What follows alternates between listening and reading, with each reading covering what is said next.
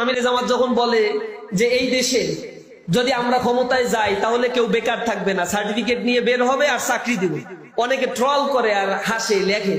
Economic সম্বন্ধে তাদের যদি ধারণা থাকে তাহলে তাদের জানা উচিত এই দেশের যুব শ্রেণীর মধ্যে কর্মক্ষম যুব শ্রেণীর পরিমাণ 2030 সাল পর্যন্ত 70% থাকবে।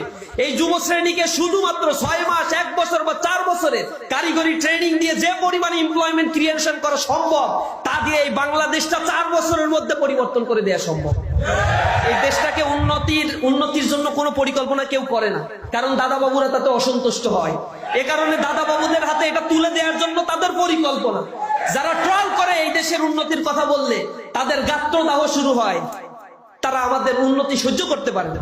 নতুন বাংলাদেশের পালস তারা বুঝতে পারছে না। তারা এখনো মনে করছে মেকানিজম করে মনে হয় ক্ষমতায় যাওয়া যায়। ডাকসু প্রমাণ করছে না ছাত্ররা মেকানিজম করে যাওয়া যায়, জাকসুতে যাওয়া যায়।